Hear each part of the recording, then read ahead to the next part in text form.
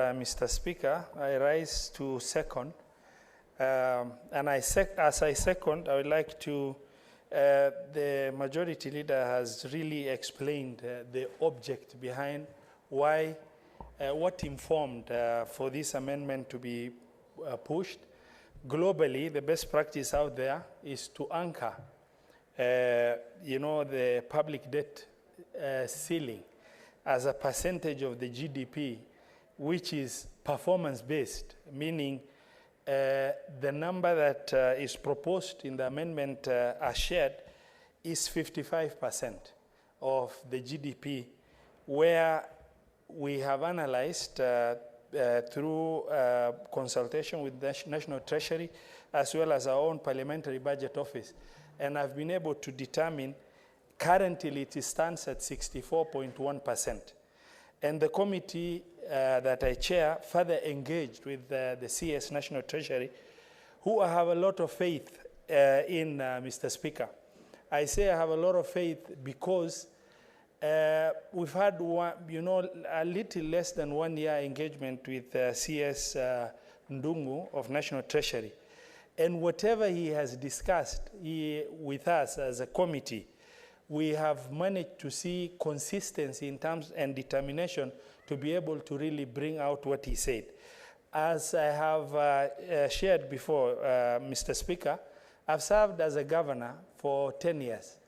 Mr. Speaker, 9 years having served as a governor, in 9 years, this is the first time that National Treasury was able to release all monies due to county governments by 30th of June as required by law.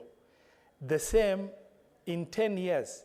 This is the first time that the National Treasury was able to release monies due to CDF by 30th of June as required by law.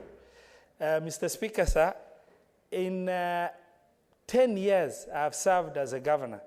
This is the first time, the first tranche of the shareable revenue due to counties was released in the month of July. Normally it comes in September or October. That means that the CS is determined to make sure the performance of our GDP, as far as revenue performance, and the discipline to comply with the requirement of law is anchored.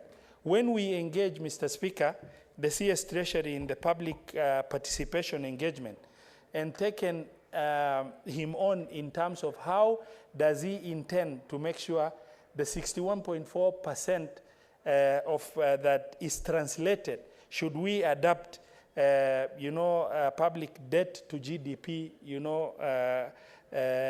ratio as proposed, 55%, and where now translated, it stands at 64.1%. How does he intend to bring it down to 55% as per the requirement of this amendment?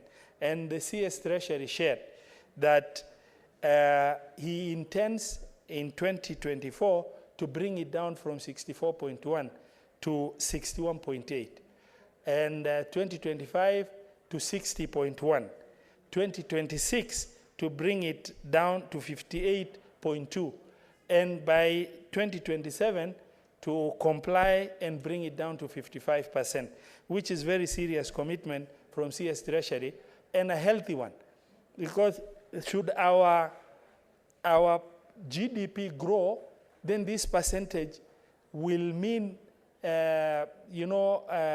growth in borrowing ceilings within the 55%, but a higher number, as opposed to what we used to have, where there is absolute debt ceiling number, regardless of performance of government.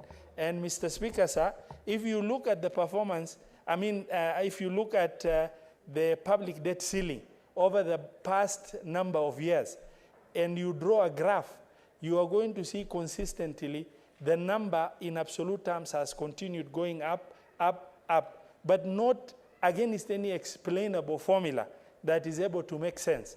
And the bill suggests anchoring public debt as a percentage of GDP, which is going to instill prudence, which is also going to limit in terms of the free will by the CS Treasury to be able to just decide if we can take on board available debt just because it is available, because it will force the Treasury team to be able to go back and compute based on the current GDP performance. What is the window of borrowing they have, where that window now is busted, and over the next 5 years, the intent, the object and intent of this bill is to make sure that it is brought down to 55% within the law, down from 64.1%. Mr. Speaker, sir, I beg to support and second the motion. Second the bill as second reading as proposed by Majority Leader. Thank you.